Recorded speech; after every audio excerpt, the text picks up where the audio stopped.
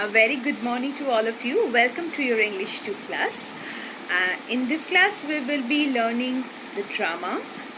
We have learned up to scene number 4, Act 2, Scene 4. And yes, we will be proceeding with Act 2, Scene 5 today. But before we proceed, as I always say, we need to have a quick recap of the scene that we have read so far. What did we see?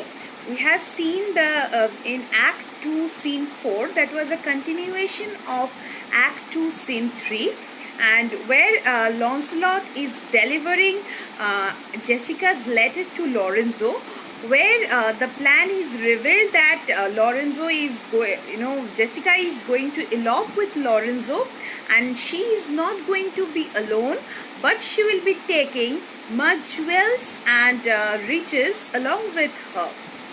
Okay, and we will see that Lorenzo is revealing his plans, whatever is written there in the secret letter to Graciano, and Graciano also promises to help them with the most possible way.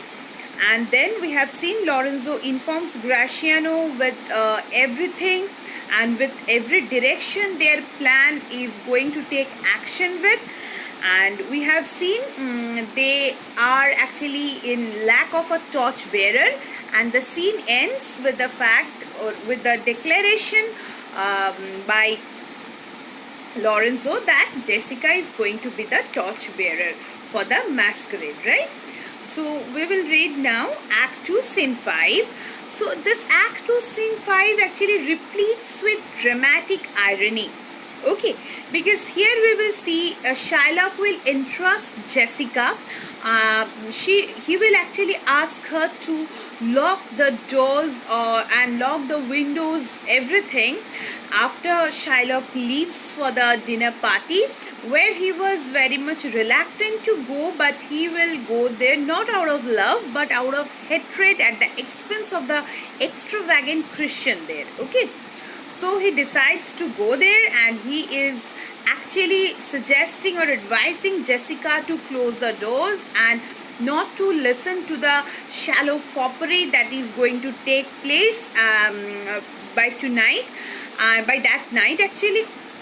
But on the other hand, Jessica is planning to go for a secret elopement with Lorenzo with the help of Lancelot, right? And we will also see Lancelot is ready to leave Shylock's company at last, and Shylock also agrees with his actually want, and he also asks Lancelot to leave him and to join Bassanio further. But we will see here that Shylock will be very much he will trust his daughter, but his daughter will not at all be trustworthy much. Okay, towards the end we will see they both will plan to leave Shylock's house. Okay, as soon as Shylock will leave, Lancelot will actually ask Jessica to look out the window, as the Christian will come by and take Jessica along with him. So there ends this scene. Now we will read the scene in detail. I'll ask you to open the book so that you can understand. So we need to know the location and the characters present. So the location is Venice, before Shylock's house, and the characters are Shylock, Lancelot and Jessica. Okay, so Shylock, well, thou shalt see, thy eyes shall be thy judge. We will see here Shylock is talking to Lancelot here.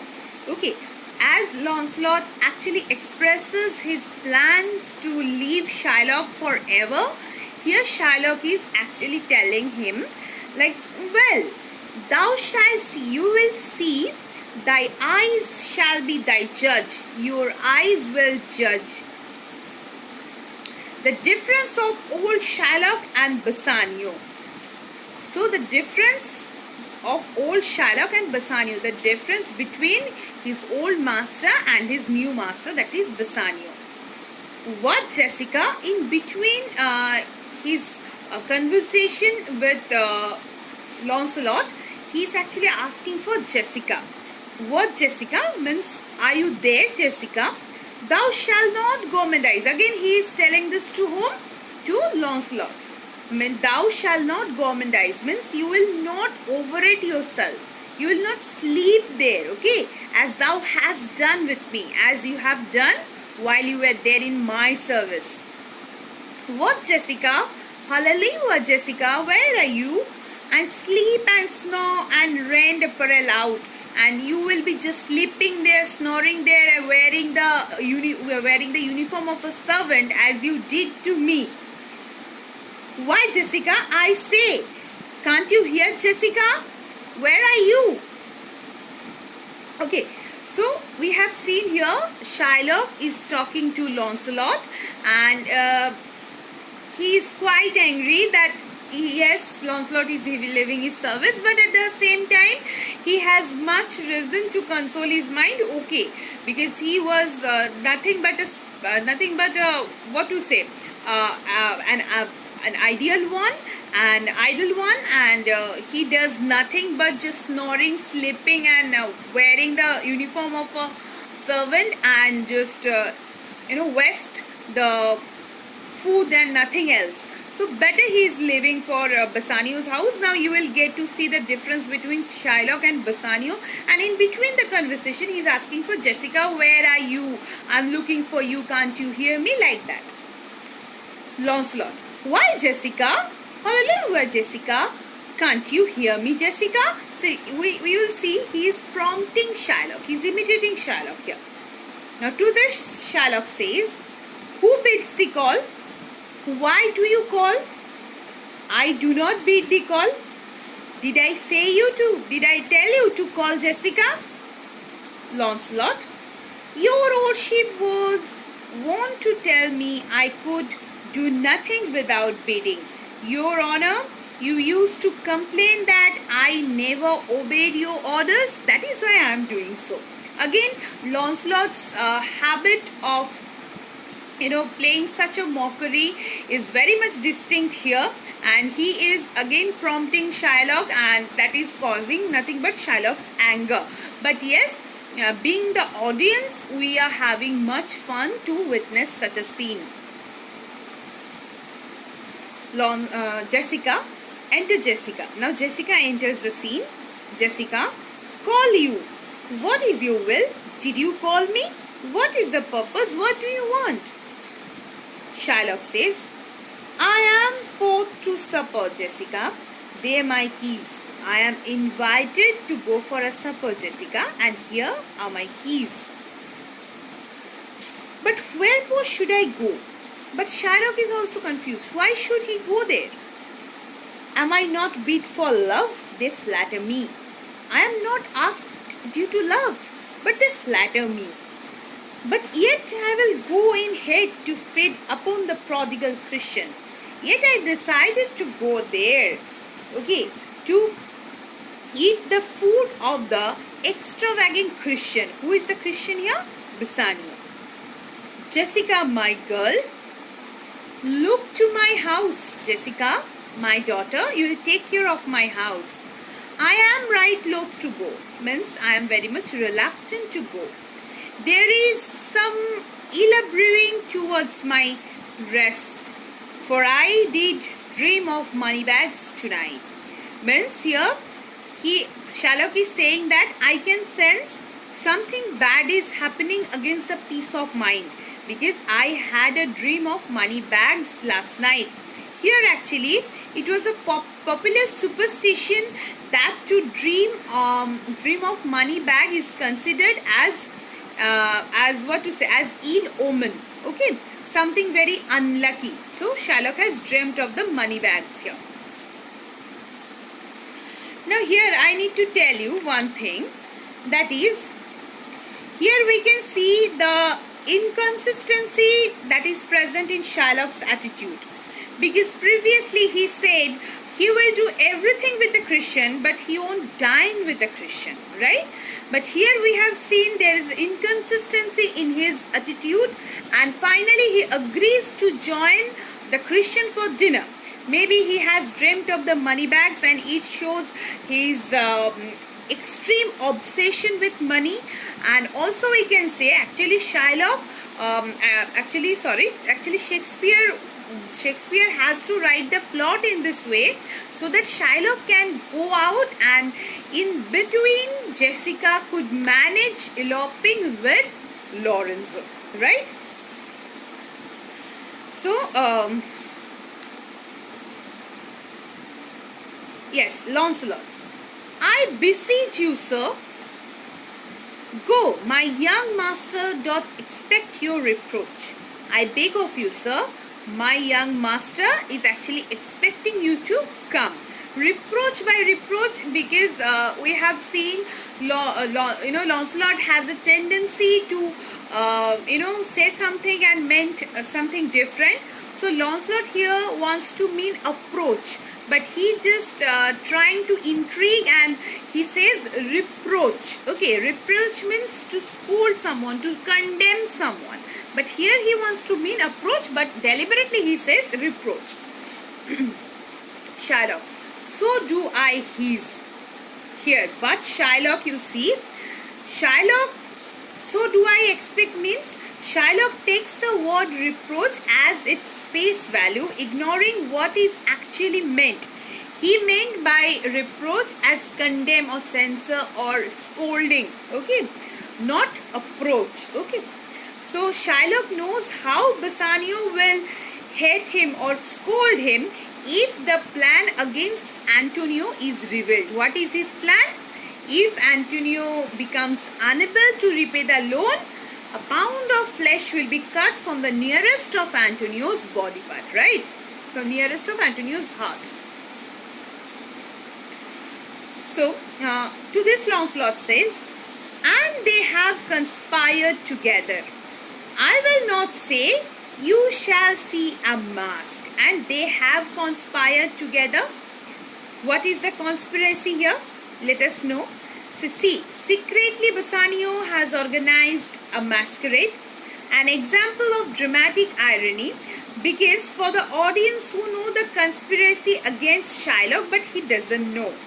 What is the conspiracy? That is Jessica's elopement with Lorenzo, right?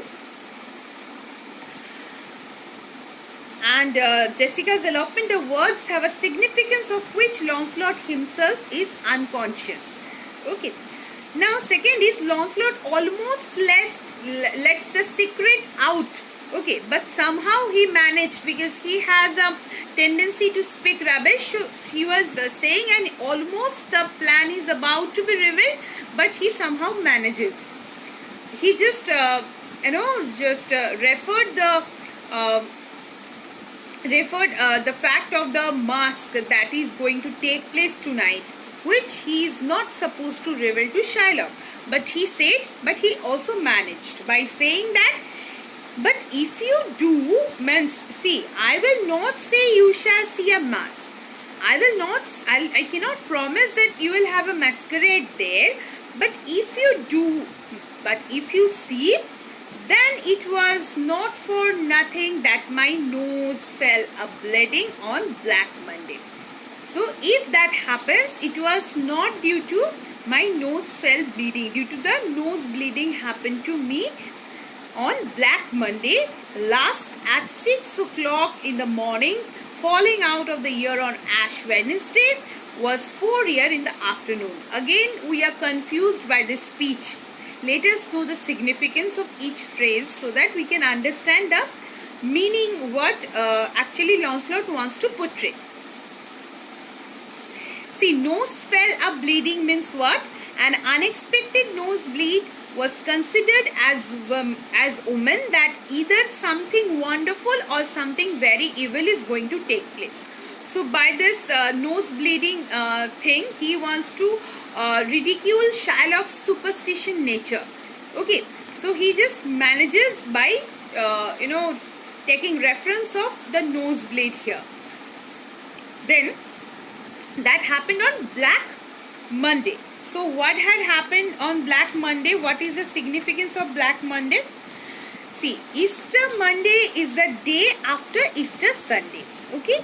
So on April 14, 1360, Edward III was near Paris with his army, and the day was so dark and full of mist and hail, so that many of his horses and men died on that day.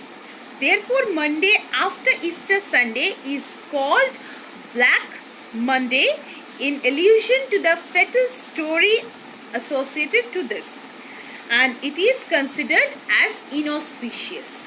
Okay, so here he wants to mean something inauspicious or evil. And then he also take the reference of Ash Wednesday. What does that mean?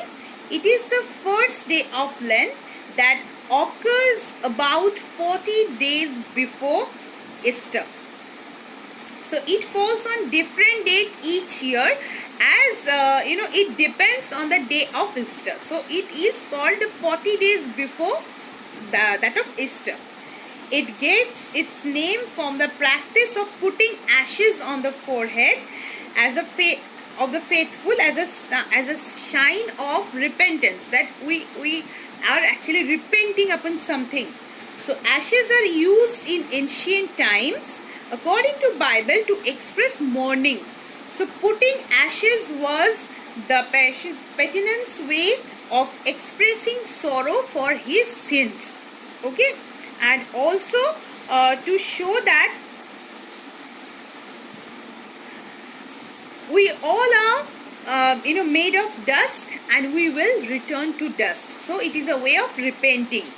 So he wants to mean all these illusions should be known to you before you face this. So he is actually trying to do it deliberately, so that he can distract Shylock from fetching the actual, or grabbing the actual plan of Jessica and Lorenzo. Okay. So actually, whether his notes played or not, that is also unknown to us and to him as well. Shylock, what are their masks? Hear you me, Jessica? What are their masks? So do you hear me, Jessica?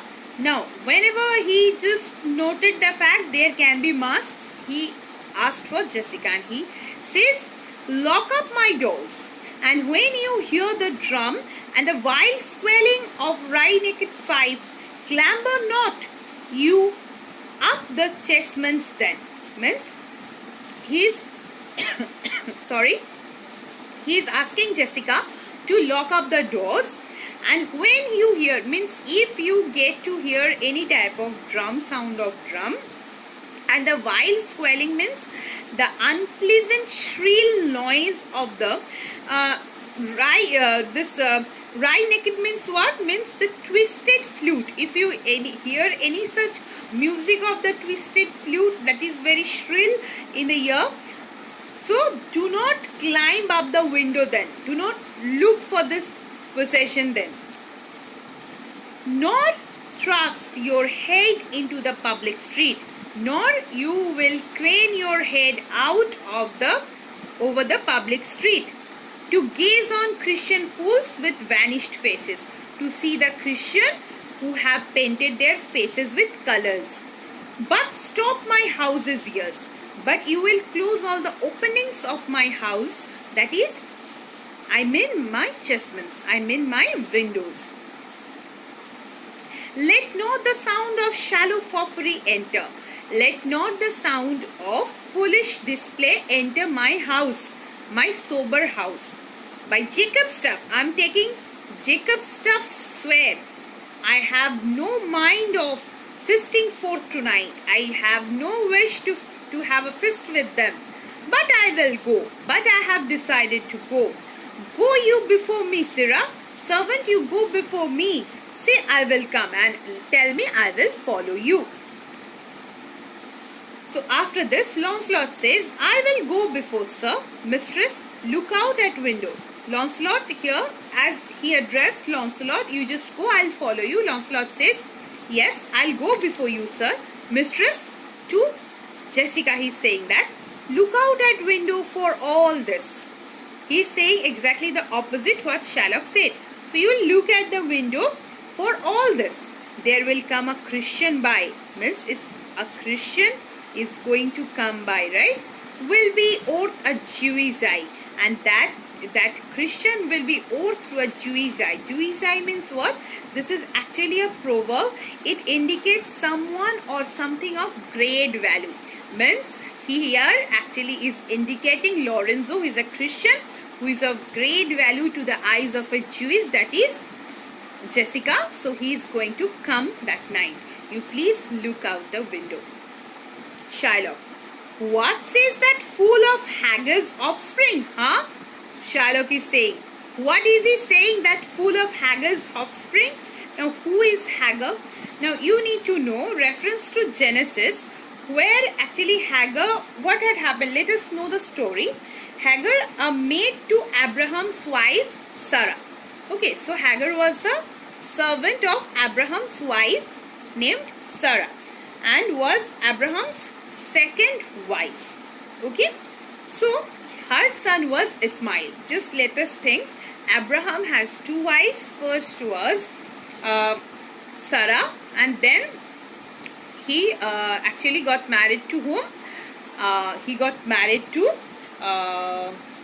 Hagar. Okay, and he was blessed with Hagar's son. His name was Ismail. So once there was according to Genesis, God condemned Abraham to expel Hagar and Ismail into the wilderness. Okay, they had to be expelled. Abraham was reluctant to send them, but finally he actually sent them away. So Ismail was treated as an outcast, as both of them were sent away from Abraham. So as their son Abraham was treated as an outcast. So Shylock here refers Lancelot as outcast, and since he has left his service. Okay.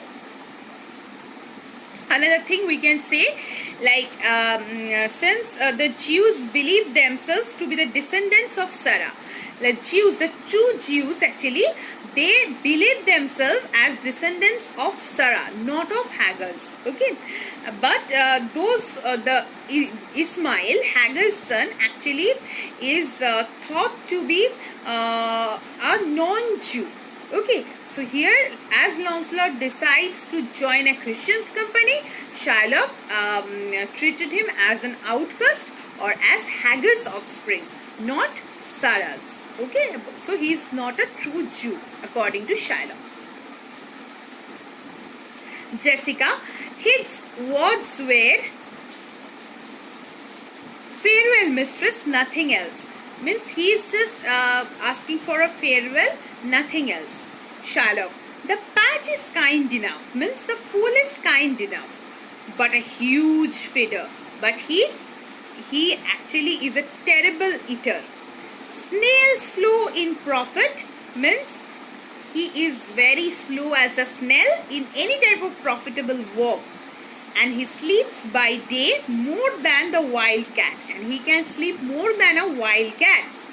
Drones hive not with me. Drones means male bee who doesn't walk. Okay, so this type of idlers cannot be housed with me. They cannot stay at the same house with me.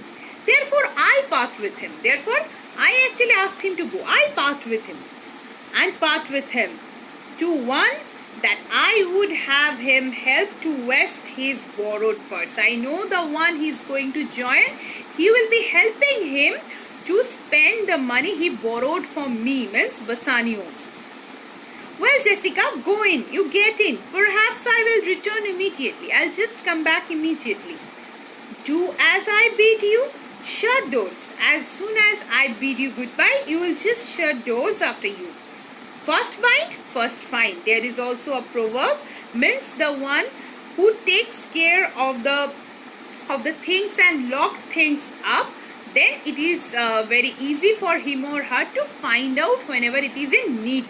Okay, so better you do that beforehand so that no mishap can take place. A proverb never tell in thrifty mind. Means a proverb never goes old fashioned for an economical man. He is talking about himself. Jessica, farewell. And if my fortune be not crossed, I have a father, you are daughter lost. So here actually Jessica is saying that if my plan of eloping is not obstructed, you will lose your daughter and I'll lose my father. She is being very distinct with her plan here. In a different way, in an indirect way, she is revealing her plan to elope with Lorenzo, right? So here this Act 2, Scene 5 ends. Do read this and you will get all the explanations available there, all the allusions and everything I'll be providing you in the study material and worksheet section. Please look into such important documents, because while having this live class, I found many of you are not going through this materials well, because I don't think it is whatever you are doing that is okay or that is good. It is not going to help you. Better you start reading from now on, because we don't know whenever we'll be given the next date for examination. So better to be ready beforehand. And yes, I'll also quote here the the same line from Shylock: first bind and first find. Better to deal with things beforehand in order to be in a safe zone, right? So yes, I'm going to take your leave now, and have a great day ahead. Do listen to all the classes, practice the worksheet carefully, and if you have any problem, please let me know. I'm always here to solve all the doubts. I'll try my best at least to do so. Okay, so we'll meet in the next class. Yes, whatever is left I'll teach you, and very soon we are going to have a revision test, so please be very much careful. Okay, so have a great day ahead. Thank you for being so patient.